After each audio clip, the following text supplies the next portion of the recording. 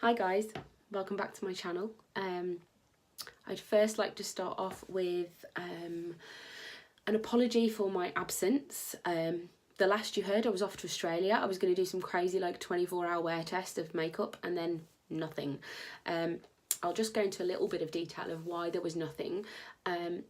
After Australia, it became clear that I needed to spend a little bit of time with my family. Not spending every waking minute up in the beauty room putting makeup on and kind of just spending time doing that, because my husband lost his job and he got a new job. Now the new job maybe wasn't as beneficial for his mental health as jobs should be, I guess. So I had to spend some time with him, and also on our way back from Australia we picked up a puppy called Chester, and to be honest, Chester's taken up quite a lot of time, and that's the reason I'm actually back on YouTube. Now you might have noticed my YouTube channel name has changed from Toria MUA Tutorials to Toria Vlogs, and that's because it wasn't that it was difficult to do makeup tutorials. I have quite a lot of makeup and I could keep regurgitating the same old stuff, but I kind of just felt that my life is about other things and I just want to vlog what I want to vlog. Now I know that some of you might have been here to watch makeup, and that's fine, and there's likely to still be makeup content. It doesn't mean that I've stopped loving makeup. I'm still in my beauty room. You'll notice that things have changed a little bit. Now don't panic, all the makeup that used to be there is still here. I just got a brand new dressing table in which to put it all away tidily-ish. I'm not sure my husband would agree it's tidy, but hey ho. And then, like I said, we got Chester, and he's the reason I'm back on YouTube. So, a little bit of background to Chester. We literally picked him up the day after we arrived back from Australia, and he was awesome. I will insert you a little picture of what he looked like on day one.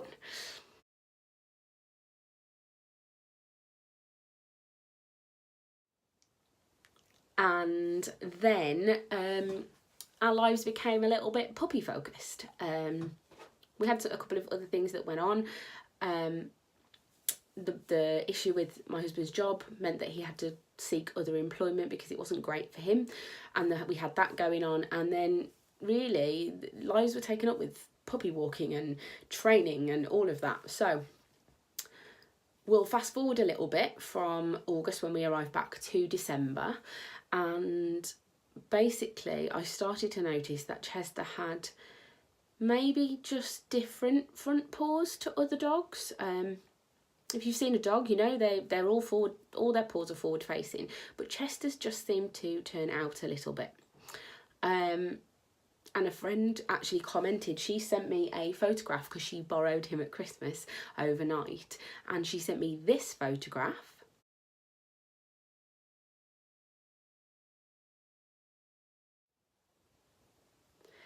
And as you can see, his paws just looked a little bit strange, and I wasn't sure if it was just the angle from which the photograph was taken, but it became really clear that maybe something was going on. I spoke to a couple of friends, and they were like, listen, you know, he's not fully grown, he's only 6 months old, wait till his chest plate develops. But from Christmas onwards, I would say that Chester's paws started to turn out quite significantly. So we will again fast forward to last week, and we made a vet's appointment to get the paws looked at, because obviously he was coming up for 12 months, and not only were the paws not changing, not forward facing, they were almost at right angles to his body, and one of the paws looked significantly twisted. I will input a photograph of him outside of the vet's. We literally took a photograph because he was being kind of cute and trying to climb into the car. I'll insert that photo now.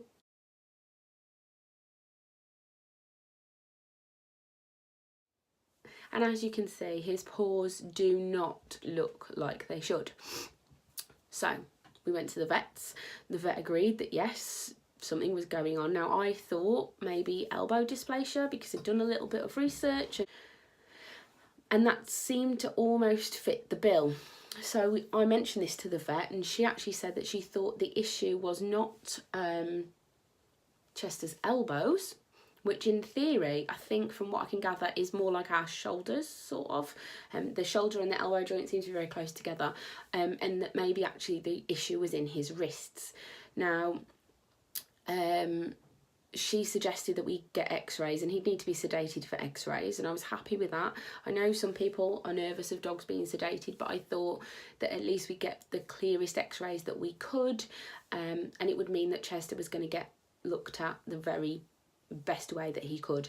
To my surprise, she suggested x-raying the following day, which I think led me to believe just how serious this was. So the following morning, in we went, 9 o'clock, x-rayed, picked him up at 5, and she invited us in to look at the x-rays and explained that he has something called angular leg deformity. And to just kind of try and explain a little bit about what that actually is. All dogs have 2 bones in each leg, like long bones at the front, and normally those bones would sit side by side. Yes, I'm using my makeup brushes. And the foot would be on the top, pointing obviously out. So if we do it this way, that would be his foot.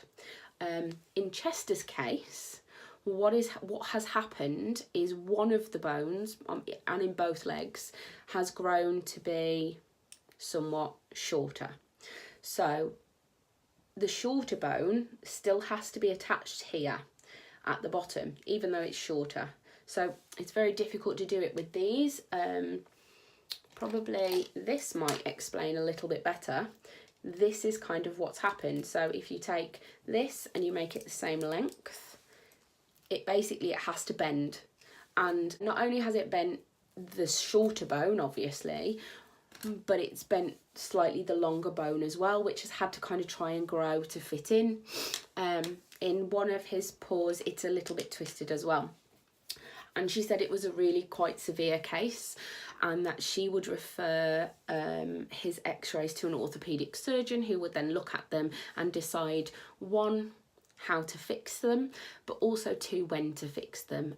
She explained that we might use the Fitzpatrick referrals method, which I'd already actually looked at online, but through looking at elbow dysplasia rather than angular leg deformity. And she said that there might be a possibility that it was external fixation or internal. There was a lot of information in that first appointment. So from then on inwards, she contacted the orthopaedic surgeon. Now, obviously, my only kind of experience of surgery and things like that are with human doctors, and we all know that waiting for surgery on the NHS sometimes can have a lengthy wait because there's so many people that need help and they have to judge who and when. So I think in my head that's what I thought was going to happen. We were going to wait a couple of weeks, then we get contact, etc. That's not what happened. The following day I was called, explained that the surgeon had looked at what was going on and had actually said that yes, he definitely had angular leg deformity.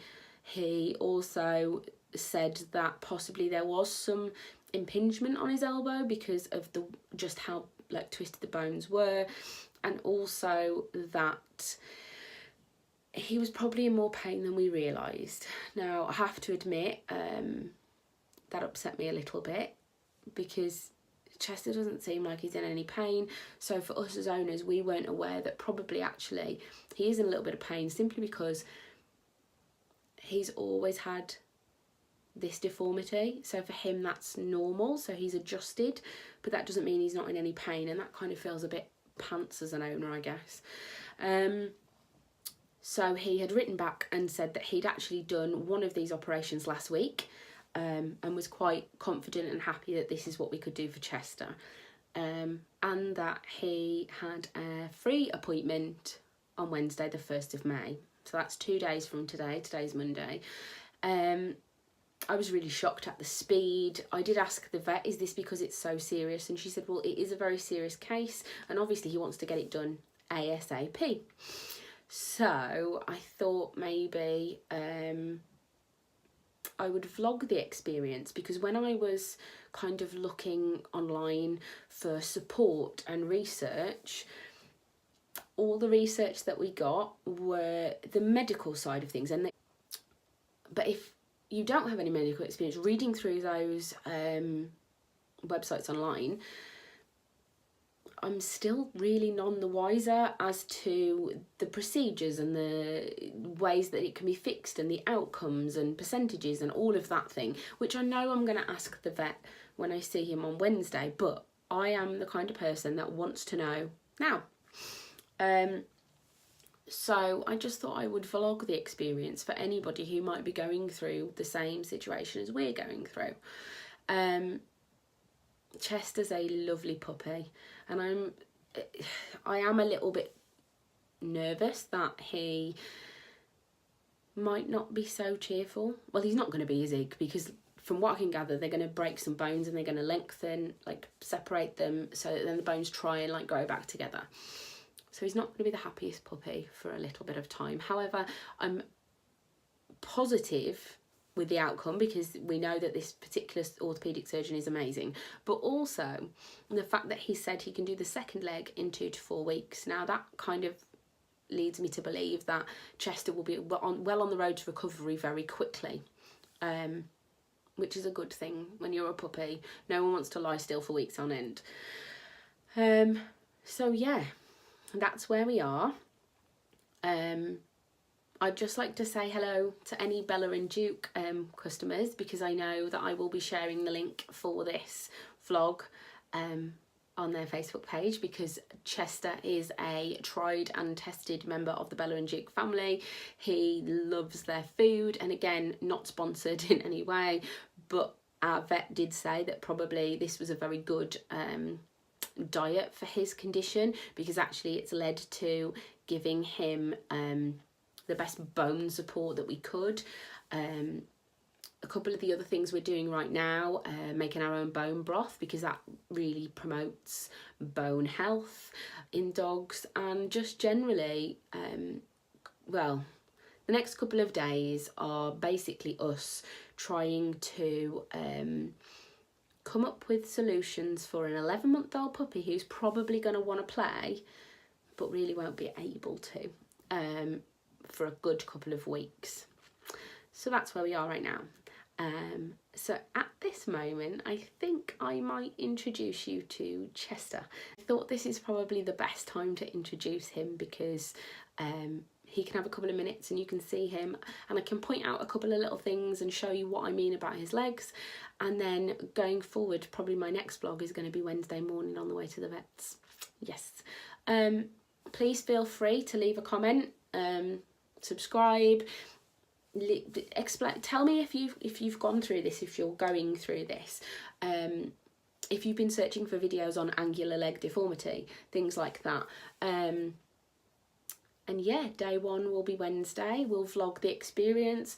We're going to try and vlog kind of not only the experience of the vet itself, but also the aftercare, and just how Chester is afterwards, because this is the stuff I couldn't find out. So if I can just help one other pet owner to be more informed, or to be put at ease that this is going to go fine. Obviously we'll get the good, the bad and the ugly. But yeah, so give me 2 minutes. I'm going to go get Chester and I will show you him.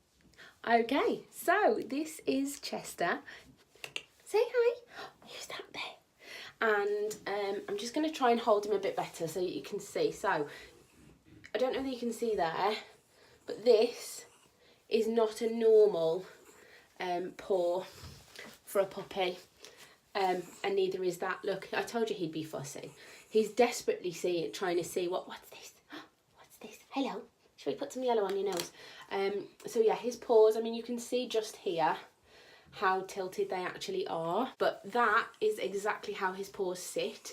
He's going to sit on me now, look. What's the matter? Is this new? He can smell my cat who's outside. My cat and him don't get on. And he also wants to nosy at absolutely everything, as you can see. Say hi, Chester. There he is. So yeah, he is ready for surgery on Wednesday. We have a fasting from 9 PM the night before, and then we will be at the vets getting some straight paws, huh? So yeah, thank you all for watching. Chester is happy to be the person giving you the information about how this goes, and as you can see, he's fairly chill. There's not very much kind of barking shouty off him, so hopefully we will all be all right and we're going to be good. So see you on Wednesday. Mwah.